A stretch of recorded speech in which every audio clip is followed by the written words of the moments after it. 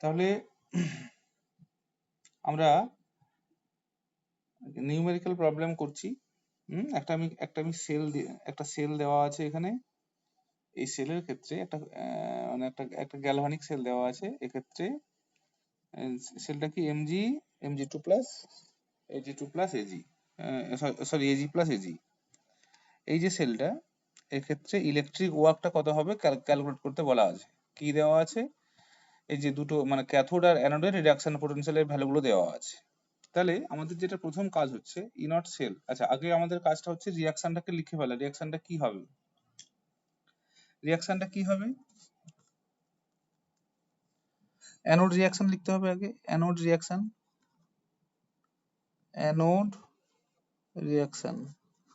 কি হবে? অ্যানোডে কোনটা হচ্ছে? যেটা বাম দিকে আছে, লেফটে অ্যানোড। এমজি কি করছে?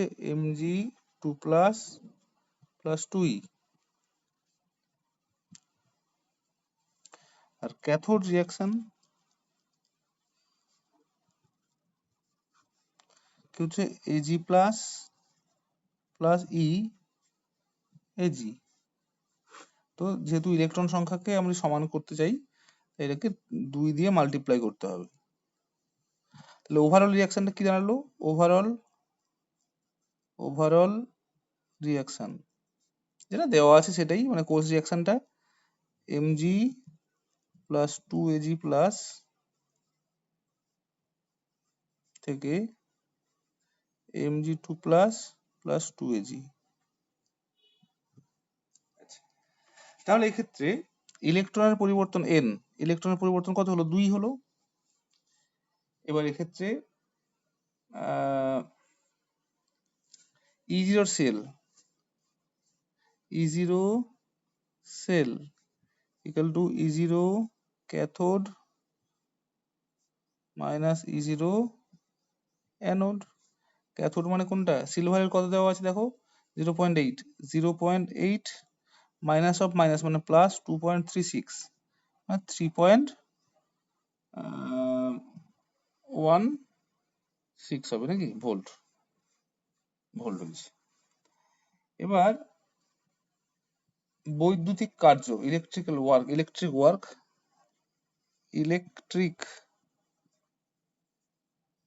ওয়ার্ক মানে বৈদ্যুতিক কার্য, WEL সাফিক্স ইকুয়াল টু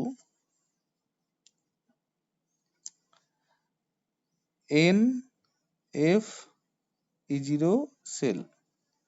এনটা হচ্ছে কি? Electron change, number of electron change. F তো জানো, faraday. 1 faraday equal to 96,500 coulomb. 96,500 বা 96,484 এরকম হয় ধরে নিচ্ছি।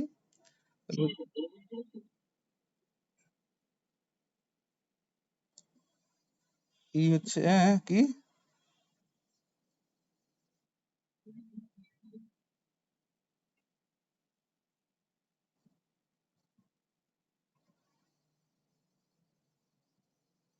আচ্ছা দেখ, তুই একটু দেখ, তারপরে তারপরে বলবি। একটু দেখ এটা। ইলেকট্রনের সংখ্যার পরিবর্তনটা কত? 2। ফ্যারাডের মান হচ্ছে 96,500 কুলম্ব ইন্টু এটা হচ্ছে 3.16। তাহলে যে মানটা দাঁড়াবে দেখবি করা আছে 6 এই 609,880 ভোল্ট কুলম্ব।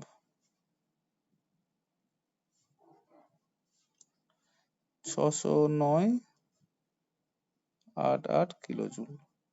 এখানে নার্নস্ট ইকুয়েশন তো লাগবে না, এখানে আমি বসাবো কেন 0.059? নার্নস্ট ইকুয়েশন দিয়ে কি লাগবে?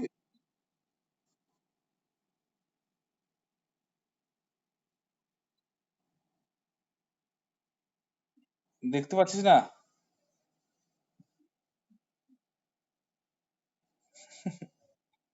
আচ্ছা ঠিক আছে, দেখে নিবি, আমি ভিডিও করছি, পাঠিয়ে দেবো।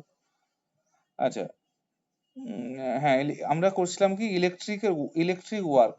এখানে তাহলে কি দেখলাম, WEL electric work, N F E zero cell. তো ডেল্টা জি যদি থাকে, মানে ডেল্টা জি এর যে ডেল্টা জি যেটা অ্যাকচুয়ালি সেটাই, শুধু সাইনটা আলাদা। ডেল্টা জি হলে minus n F E zero cell হয়, আর ইলেকট্রিক ওয়ার্ক যদি আসে তাহলে এই মাইনাসটা হবে না, শুধু শুধু n F E zero cell. বুঝতে পারলি তো?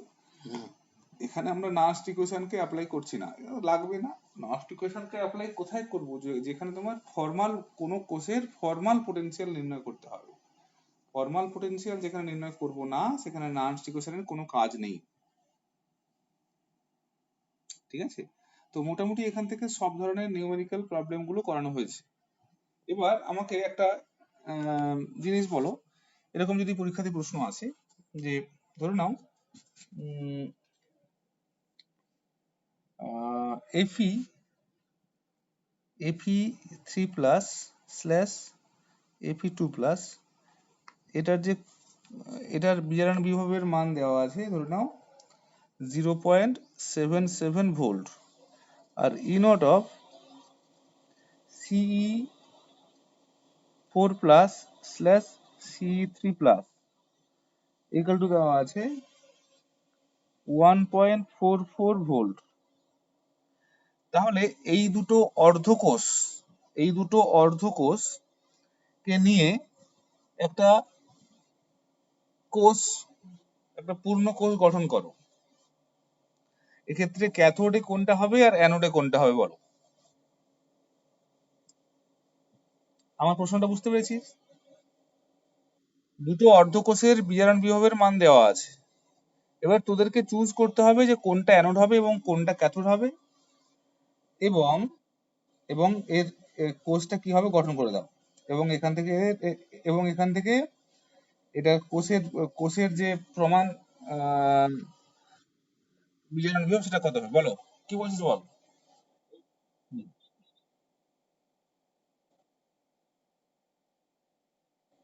হুম, আচ্ছা। ই জিরো ক্যাথোড, ঠিক বলেছি, হ্যাঁ। সবসময় ই জিরো অ্যানোডের থেকে বেশি হবে। কেন বেশি হবে? যদি বেশি হয় তবেই সেটা স্পন্টেনিয়াস সেল গঠন হবে। স্পন্টেনিয়াস। ফোনটা তো কাছেই আছে। ফোনটা খাতার কাছে আছে, খাতাটা মানে মানে ফোনটা খাতা এবং এবং আমার মুখের মাঝে আছে, খুব কাছে।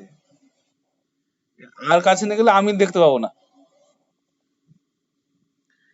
কেন দেখতে পাচ্ছিস না বলতে, অসুবিধা হচ্ছে তোর কি, তোর নেটের অসুবিধা হচ্ছে? বাকিরা কি সবাই দেখতে পাচ্ছিস?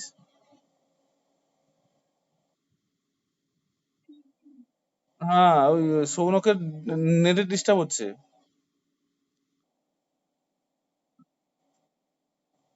না, হোক, ঠিক আছে, আমি ভিডিও করেছি, অসুবিধা নেই। শুভ্রাংশু দেখতে পাচ্ছিস? হ্যাঁ, ঠিক আছে। তাহলে স্পন্টেনিয়াস সেল রিঅ্যাকশন করতে গেলে এটা হবে। আচ্ছা আচ্ছা, ঠিক আছে। তাহলে এই কোষটা কেমন ভাবে হবে? Fe two plus slash Fe three plus double slash Ce four plus slash Ce three plus. এইটা হচ্ছে মানে এটা হচ্ছে কনস্ট্রাকশন হবে কোষটা এরকম। ঠিক আছে, বুঝতে পেরেছিস তো? এটা অ্যানোড হচ্ছে, এটা ক্যাথোড। অ্যানোডের ক্ষেত্রে টু প্লাস থেকে থ্রি প্লাস দেখানো হয়েছে, ক্যাথোডের ফোর প্লাস থেকে থ্রি প্লাস দেখানো হয়েছে। অর্থাৎ এই পোর্শনটা হচ্ছে জারণ আর এই পোর্শনটা হচ্ছে বিজারণ। সেলটা এইভাবে করতে হয়, সেলটাকে এইভাবে করতে হয়। বুঝতে পেরেছিস? আচ্ছা, এবার এবার ই জিরো সেল যদি গণনা করতে বলা হয়, তাহলে কি করব?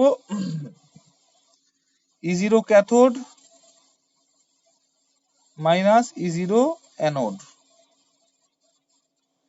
ক্যাথোডের মান দেওয়া আছে কত, 1.44 মাইনাস 0.77, মানে অর্ধেক, অর্থাৎ 0.77 ভোল্ট হবে। 0.77 ভোল্ট।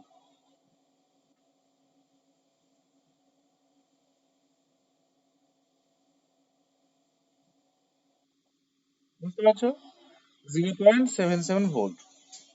আচ্ছা, তাহলে সবসময় মনে রাখতে হবে যে ক্যাথোডকে বেশি হতে হবে। যদি স্বতঃস্ফূর্ত, যদি এইভাবে করতে দেয় যে একটা সেল গঠন করে দাও, তাহলে সেক্ষেত্রে ক্যাথোড যদি বেশি না হয় তাহলে কিন্তু স্বতঃস্ফূর্ত হবে না। তাই কাজটা হচ্ছে প্রথম যে আমাকে ক্যাথোড যেটা যেটা বেশি আছে সেটা ক্যাথোড। এবং এবার যদি দেওয়া থাকে, যদি যদি এরকম দেওয়া থাকে যে এই এটা আছে, তো তাহলে সেক্ষেত্রে তুমি গণনা করলে ঠিক আছে, সেখানে তোমার আর ধরার দরকার নেই কোনটা ক্যাথোড কোনটা অ্যানোড হবে।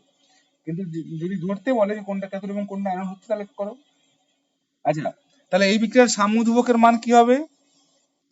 কে, কে ইকুইলিব্রিয়াম এর মান কি বলেছিলাম? 10⁻, কি রে কালকে কি বলেছিলাম?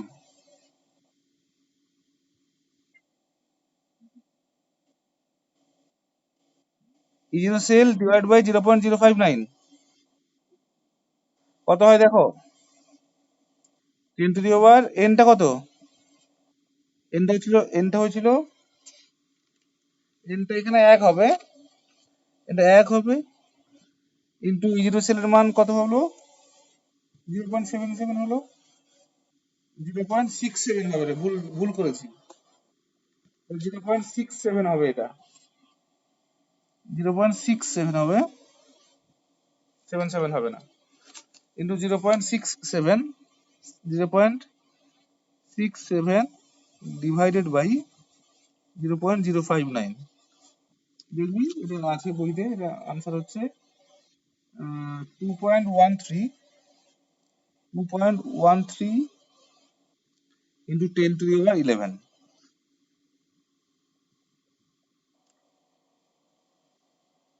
ইন্টু 10⁻11। আচ্ছা,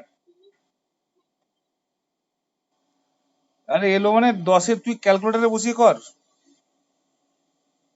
10-এর কোনটা? ক্যালকুলেটারে বসিয়ে দে। দেখ কত হয়। আমি তো ক্যালকুলেটার করিনি, আমি বইতে করে দেওয়া আছে, আমি মানটা কি বসিয়ে দিলাম।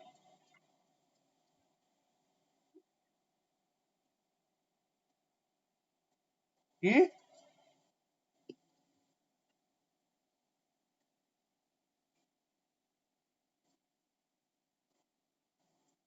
না হলেও হবে, তুই যেভাবে, না হলেও হবে, তুই তুই যেভাবে করিস দিয়ে কত আনসার কত এসছে।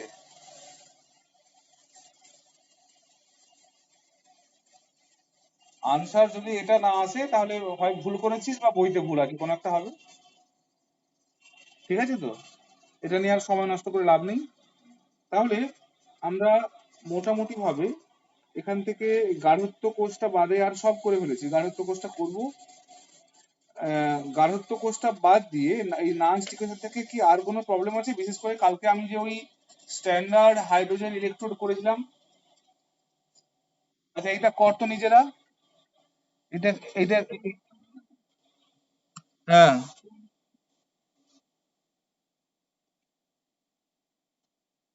হ্যাঁ। কি?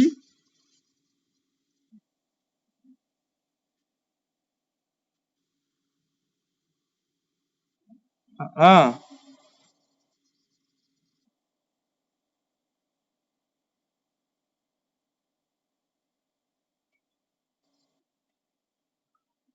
হ্যাঁ, আমি এটা বলেছিলাম তো। এটা কি বুঝতে পারিস নি?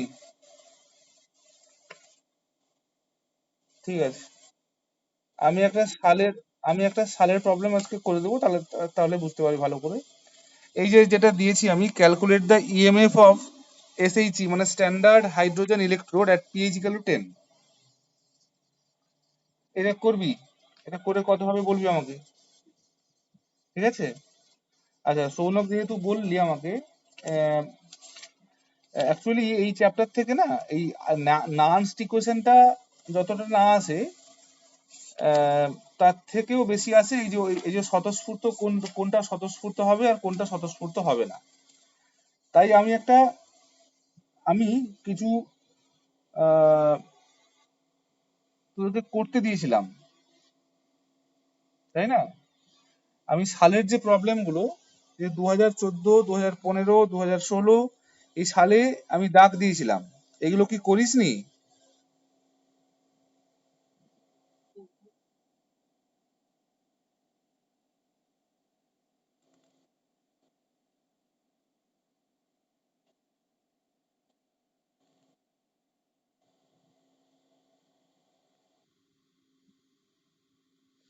আচ্ছা দেখছি আর একটা।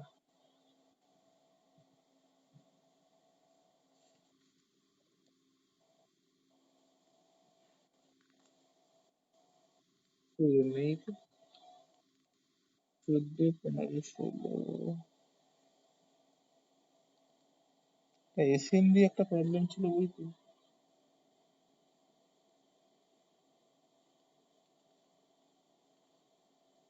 আরে স্বতঃস্ফূর্ত হবে কি হবে না, একটা পুরোনো বইটা বার করে দিন।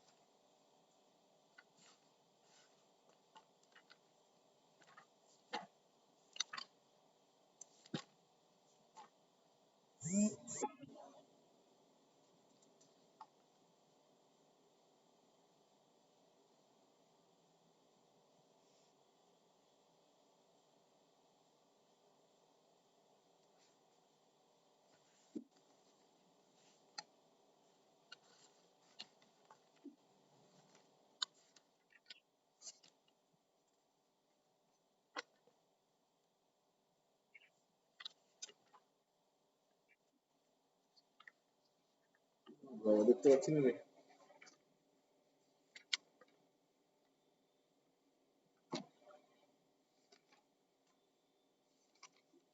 আচ্ছা, স্বতঃস্ফূর্ত হবে কি হবে না, এরকম কোনো কি প্রশ্ন পেয়েছিস তোরা? কোনো একটা বিক্রিয়া দিয়েছে স্বতঃস্ফূর্ত হবে কি হবে না?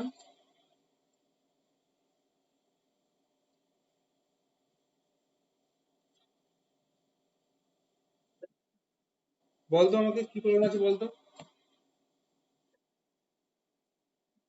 হ্যাঁ, কোথায়?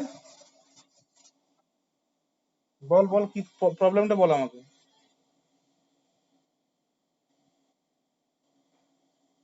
আচ্ছা ঠিক আছে। এগুলো আগেকার সালে আসতো এগুলো। তো একটা বিক্রিয়া দেওয়া আছে, একে একে বলছে এটা স্বতঃস্ফূর্ত হবে কি হবে না, তুমি লিখে দাও, তুমি বলো। এটা 2013-তে মধ্যে আসতো। 2013। হ্যাঁ, কোনটা? আছে না?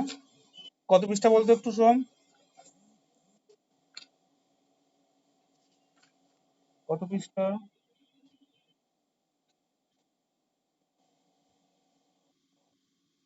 মানে আমি, মানে আমি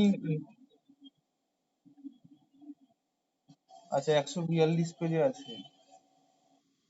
তাহলে এই তো আছে আছে আছে আছে আছে আছে আছে, হ্যাঁ 22-এর দাগ। এই তো পেয়ে গেছি, 22-এর দাগ, ঠিক। তাহলে ওই ওই প্রবলেমটাই দেখ, ঠিক আছে?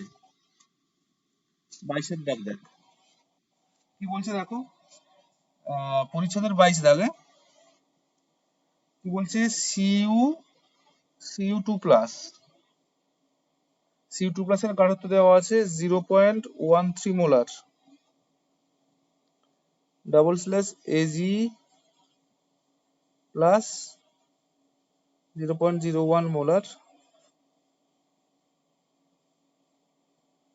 Ag।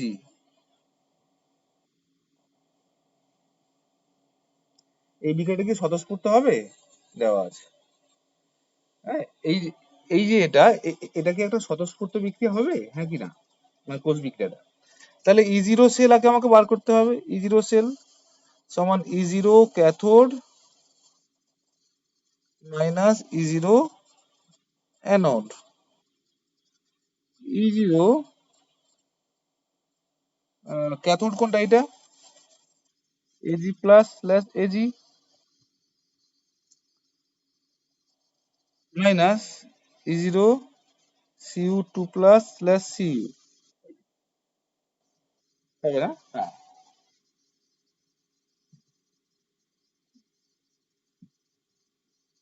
তাহলে এটার মান কত দেওয়া আছে? একটা হচ্ছে 0.8 হবে, 0.8 হবে, মাইনাস 0.34, তাহলে কত হবে? 46 ভোল্ট। তাহলে ডেল্টা, তাহলে ই জিরো সেল হচ্ছে তোমার পজিটিভ, তাহলে delta E zero equal to minus n F delta E zero. N এবং এফ তারা কখনো নেগেটিভ হয় না, অতএব ডেল্টা জি হচ্ছে এখানে নেগেটিভ, অতএব বিক্রিয়াটি স্বতঃস্ফূর্ত হবে। দ্য রিয়াকশন ইজ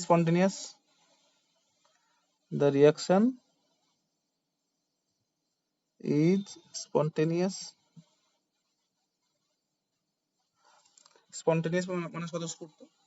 তাহলে ডেল্টা জি এর মানটা এখানে বের করতে পারি, সেখানে এক্ষেত্রে এন এর মান কত হবে রে? এন এর মান জানার জন্য বিক্রিয়াটা লিখতে হবে। এন এর মান এন এর মান জানতে গেলে এখানে হ্যাঁ 2 হবে, তো সেটা তো 2 কি করে হলো সেটাকে বিক্রিয়াটা লিখতে হবে। ক্যাথোড বিক্রিয়া আর অ্যানোড বিক্রিয়াটা লিখে বিক্রিয়া লিখে ফেলতে হবে, দিলে এন এর মান 2 হবে। তাহলে এখান থেকে বের করে দিতে পারবি ডেল্টা জি এর মান কি করে হচ্ছে। তাহলে ডেল্টা জি সমান কত হবে? -2 ইন্টু 96,500 ইন্টু 0.46, যা হয় জুল হবে। মাইনাসে আসছে মানে আচ্ছা, যদি কোনো একটা বিক্রিয়া দেওয়া থাকে, যে বলা আছে যে আহ, স্বতঃস্ফূর্ত হবে কিনা দেখো, তো সেটা এক্ষেত্রে যেমন ম্যাক্সিমাম ক্ষেত্রেই নেগেটিভ মানে স্বতঃস্ফূর্ত দেওয়া থাকে, কোনো কোনো ক্ষেত্রে অস্বতঃস্ফূর্ত দেওয়া থাকে। তো যদি অস্বতঃস্ফূর্ত হয় তাহলে মনে রাখতে হবে কি, যে তার ওই যে বিক্রিয়াটা দেওয়া আছে তার বিপরীত বিক্রিয়াটা সব সময় স্বতঃস্ফূর্ত হবে। কোনো অস্বতঃস্ফূর্ত বিক্রিয়ার বিপরীত বিক্রিয়া সব সময় স্বতঃস্ফূর্ত হবে, আবার কোনো স্বতঃস্ফূর্ত বিক্রিয়ার বিপরীত বিক্রিয়াটা অস্বতঃস্ফূর্ত হয়। ঠিক আছে? আচ্ছা, একটা জিনিস একটু মনে রাখতে হবে, এমনি পরীক্ষাতে তো নর্মাল আমাদের মানে যে বোর্ডের পরীক্ষাতে তো এরকম করে না, কিন্তু কম্পিটিটিভ পরীক্ষাগুলোতে করতেই পারে। কি করতে পারে? এই যে দেখছিস না এখানে দেওয়া আছে, এই যে আমি ই জিরো ক্যাথোড আর ই জিরো অ্যানোড করলাম, এখানে ই জিরো সেল করার সময় ই zero cathode minus E zero anode করলাম। দেখো এই যে দেখো দুটোর বিজারণ বিভব আমি করেছি। হ্যাঁ, তো ডেটা দেওয়া আছে, এবার ধরে নে ডেটা দেওয়া আছে এরকম, E naught of E naught of see you two plus -0.34 আর E naught of Ag plus slash Ag 0.8। এই যে মানটা দেখতে পাচ্ছিস সিউ টু প্লাস, দেখতে পাচ্ছিস ভালো করে, এটা কিন্তু বিজারণ বিভব নয়। E zero of see you two plus, এটা কিন্তু বিজারণ, এটা হচ্ছে জারণ বিভব। এটা কি? জারণ বিভব, অক্সিডেশন পোটেনশিয়াল। হুম, তো এটাকে কি করতে হবে? E zero of CU CU two plus, হ্যাঁ এটা যদি -0.34 হয় তাহলে আমাকে সবসময় বিজারণ বিভবটা নির্ণয় করতে হবে, সিউ2 প্লাস/সিইউ, এটা হচ্ছে 0.34 হবে, হ্যাঁ প্লাস হবে মাইনাস, শুধু সাইনটা চেঞ্জ হবে। তাই এখানে মনে রাখতে হবে যে এই যে দুটো মান আমরা বসাচ্ছি দুটোই কিন্তু বিজারণ বিভব। যদি কোনো একটা পরীক্ষাতে যদি জারণ বিভব হিসেবে দেওয়া থাকে, অনেক সময় দেওয়া থাকে অনেকে খেয়াল করে না, তাহলে কিন্তু ভুল হবে, পুরো পুরো ভুল হয়ে যাবে। হুম, তাহলে বিজারণ বিভবে দেওয়া আছে কিনা, বিজারণ বিভব ফরম্যাটে মানে এই ফরম্যাটে দেওয়া আছে কিনা দেখে নিতে হবে। সিউ2 প্লাস এই ফর্মুলাতে যদি দেওয়া থাকে তাহলে এই ফর্মুলাতে কিন্তু সেটা ফিট করবে না। তাহলে এই ফর্মুলাতে বসাতে গেলে আমাকে জারণ বিভব থাকলে তাকে আমাকে আগে বিজারণ বিভবে পরিণত করে নিতে হবে। বুঝতে পারলি? আচ্ছা, নেক্সট প্রবলেম দেখবো আমরা। তাহলে এটা বুঝতে পারলি, এটাকে একটু খেয়াল রাখতে হবে। একটা খুব কমন একটা প্রশ্ন আসতো মানে এখনো আসতে পারে, আসতো মানে অনেক আগে নয়, বছর দুয়েক আগে, বছর দুই তিনেক আগে আসতো। আহ, বলছে কি যে একটা দেখবি আহ, এইখানে আছে দেখো, এখানে দেখ পুরোনো বইতে আছে। বলছে যে কপার সালফেটের যে দ্রবণ, কপার সালফেটের যে সলিউশন, এটা এই যে এই যে নিম্নলিখিত প্রদত্ত পাত্রগুলির কোনটিতে সংরক্ষণ করা যাবে? কপার সালফেটের সলিউশনকে জিঙ্ক পাত্র, মানে জিঙ্ক কন্টেনার আছে আর সিলভার কন্টেনার, এই দুটোর মধ্যে কোনটাতে রাখা যাবে? বুঝতে পেরেছিস তো? তিনটের ভ্যালু দেওয়া আছে। হ্যাঁ, দেখবো আমরা এটা। তাহলে তিনটের রিডাকশন পোটেনশিয়ালের ভ্যালুগুলো দেওয়া আছে। E0 of zinc 2+ slash zinc এর মানটা হচ্ছে মাইনাস, হ্যাঁ বলো। সেখানে রাখা হবে, হ্যাঁ। স্বতঃস্ফূর্ত হয়ে গেলে তো তাকে জারিত করে দেবে। হ্যাঁ, হ্যাঁ, আমি সেটা একটুখানি বলে দিচ্ছি আমি। 0.34 volt R E0 of Ag+/Ag 0.80 volt দেখা যাচ্ছে। এবার বলছি আমি একটা CuSO4 একটা সলিউশন আছে, CuSO4 সলিউশন আছে, তাকে আমরা কোন কন্টেনারে রাখবো? জিঙ্ক মানে জিঙ্ক কন্টেনারে রাখবো নাকি নাকি Ag কন্টেনারে রাখবো, সিলভার কন্টেনারে রাখবো? তাহলে এখন আমরা বুঝবো কি করে যে কোন কন্টেনারে রাখবো বা রাখলে কি হবে? দেখো, যেখানে মানে সমস্যাটা কি হতে পারে, যে CuSO4 আছে, CuSO4 যে কন্টেনারে রাখলে CuSO4টা বিক্রিয়া করবে না, রিয়াক্ট করবে না, বা মানে CuSO4 মানে কি, Cu2+, সেটা বিজারিত হয়ে Cu ধাতু উৎপন্ন করবে না। যেখানে রাখলে সেখানে আমরা রাখবো, মানে সোজা কথা হচ্ছে Cu কে জারিত করবে না। তো এবার এই যে তিনটের আমরা বিজারণ বিভব দেখছি, তিনটের মধ্যে সবচেয়ে এদের মধ্যে সবচেয়ে বেশি বিজারণ বিভব কার, মানে সরি মানে সবচেয়ে বেশি বিজারণ ক্ষমতা কার দেখতে পাচ্ছিস তিনটের মধ্যে? তীব্র তি- হ্যাঁ, কার? ওই জিঙ্কের বিজা মাইনাস মাইনাস থাকলে তার বিজারণ ক্ষমতা বেশি হয়, আর প্লাস থাকলে বা মাইনাস কম থাকলে বিজারণ ক্ষমতা কম হয়। এটা তো আমরা প্রথম ক্লাসেই আলোচনা করেছিলাম, ঠিক আছে? তাহলে বল। হুম।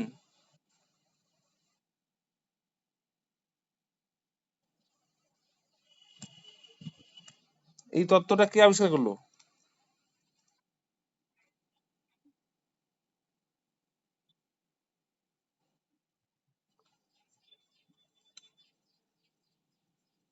বিজারণ বিভবের মান যত বেশি নেগেটিভ হবে, তার বিজারণ ক্ষমতা তত বেশি হবে। তুই দেখ ধাতুগুলো উপরে আছে, তাদের সবচেয়ে তীব্রতম বিজারক হচ্ছে, মানে ওই যে লিস্ট দেওয়া আছে, লিথিয়াম। আর সবচেয়ে নিচে আছে ফ্লুরিন। লিথিয়াম হচ্ছে প্লাস, সরি মাইনাসে। যত মাইনাস বেশি হবে তার তার বিজারণ ক্ষমতা তত বেশি হবে। আচ্ছা, ঠিক আছে। তো তাহলে দেখবো জিঙ্কের দেখছি কি এখানে বিজারণ ক্ষমতা বেশি। কার থেকে বেশি? কপারের থেকে বেশি। তাহলে কপারকে সে সহজেই কপারকে কপার কপারকে সে সহজেই বিজারিত করে দেবে, Cu2+কে।